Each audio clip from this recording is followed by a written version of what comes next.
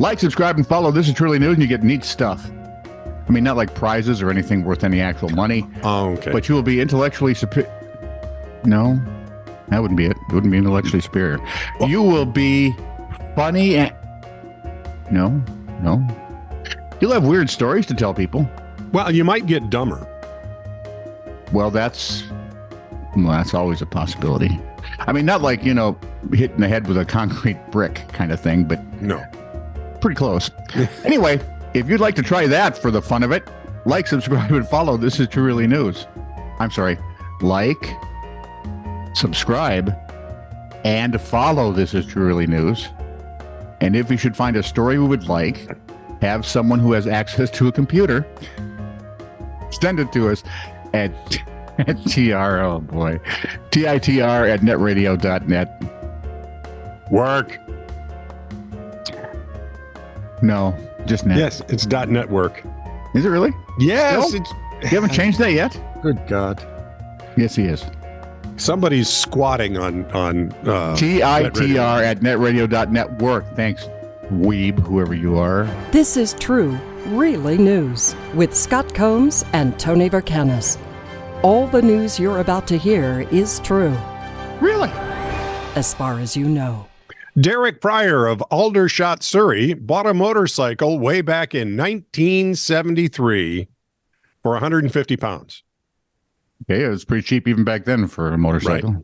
He rode it for 20 years. Okay, got his money's worth. Then stored it until recently. Okay. The motorcycle in question was a 1931 Bro Superior SS 100, or Brow, I suppose. I have no idea what that is, but okay. Well, it was nicknamed the Rolls Royce of motorcycles back in the 30s.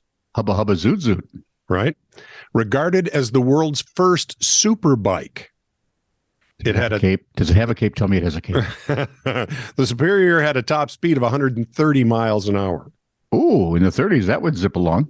Mr. Pryor said, I was aware of the SS-100's notoriety, especially as he worked as an aircraft engineer for Vickers at the historic Brooklands race circuit, where in 1939, an SS-100 took the all-time track record of 124.51 miles per hour.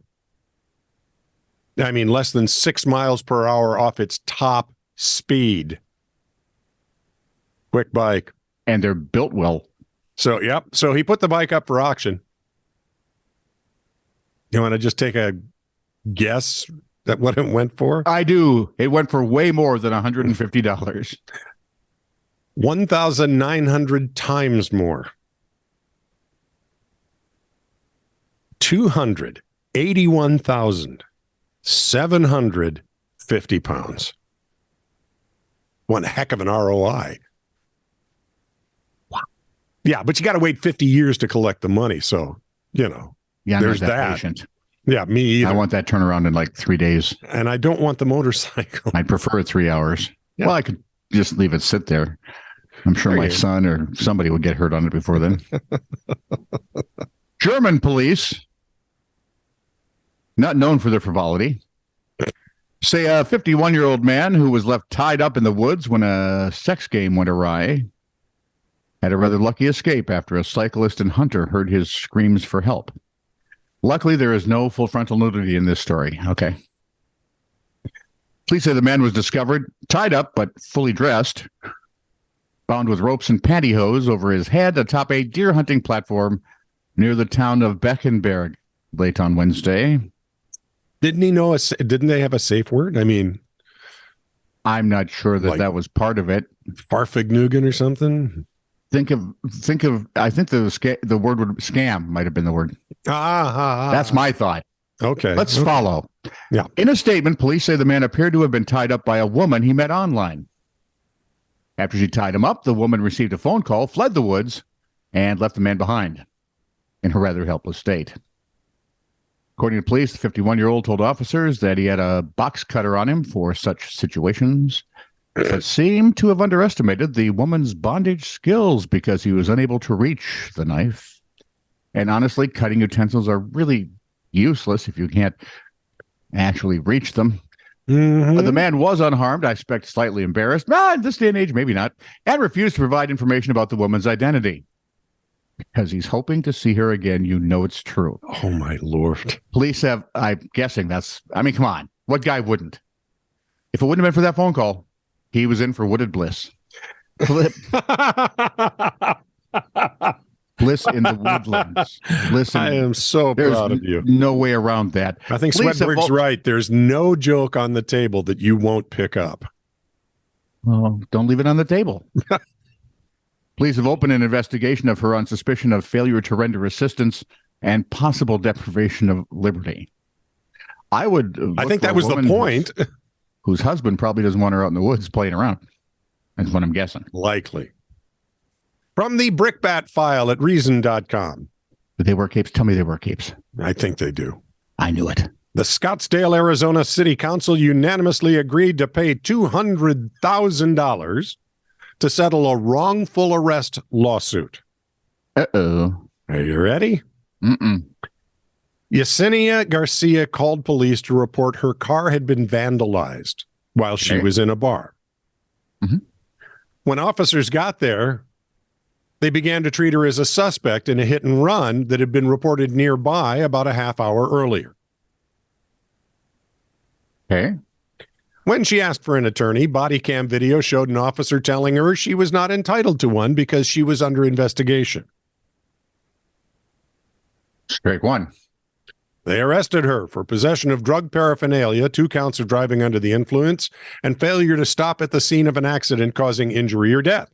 A couple of foul tips. Those charges were dropped shortly afterwards. Garcia's attorney said that security video from the bar's parking lot showed her car parked at the time of the hit and run.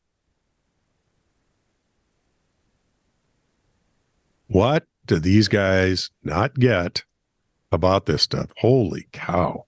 Probably got pulled over. When? Once. Yeah. Actually, way back when coming home from Brown. Oh, okay. Highway patrolman pulled me over. Actually, it was a city cop pulled me over. Okay.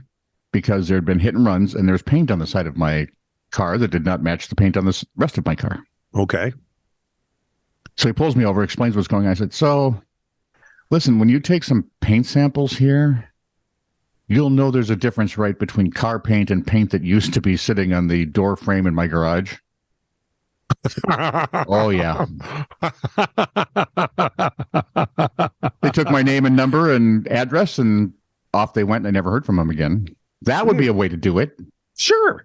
Or maybe, I don't know, check her alibi before you start acting stupid. Of course, really?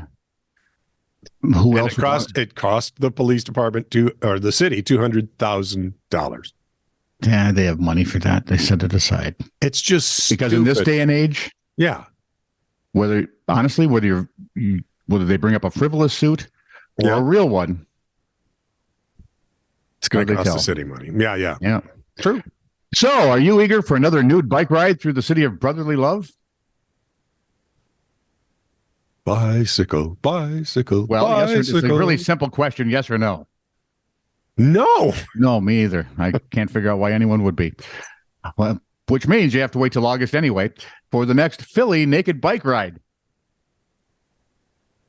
Yay. There is no way that so far anything here sounds fun.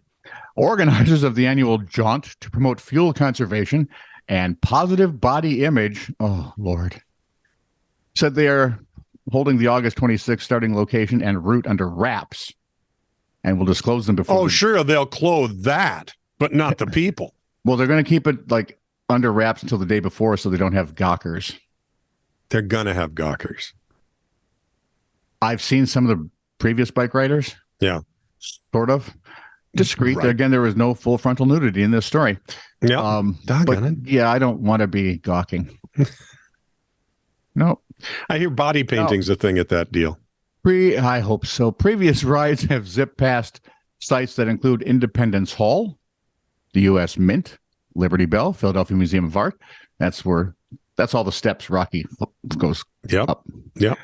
The 2020 ride was called off because of the coronavirus pandemic. They would have been outdoors. You thought it was. Listen, this is the one time I'm happy the coronavirus stopped something. Quit it. It's a 10-mile ride in Philadelphia. It's related to the World Naked bike ride movement.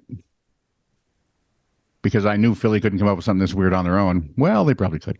It seems to me a guy with saddle cleaning supplies at the end of the run would be wealthy. Make out like a bandit. Yeah, but who would you? Oh, they'd have to be like self-service stuff. Oh, yeah, I'm not. Yeah, no. The World Naked bike ride movement draws about 3,000 bikers in the buff. Leaves your saddle minty fresh. Or those smells like lemons or oranges. Racing stripes on your saddle. Organizers say they hope it encourages people to bike more and embrace nudity as a normal and enjoyable part of life. The ride used to be held in September. Can you tell why it wasn't anymore? Yes. Too chilly. Uh-huh. Yeah. When temperatures only got to about 70 degrees. So in 2019, they moved it to August and then gratefully canceled. Can we get another pandemic quick? Something delicious. That anything. This is true, really news. Send email to TITR@netradio.network.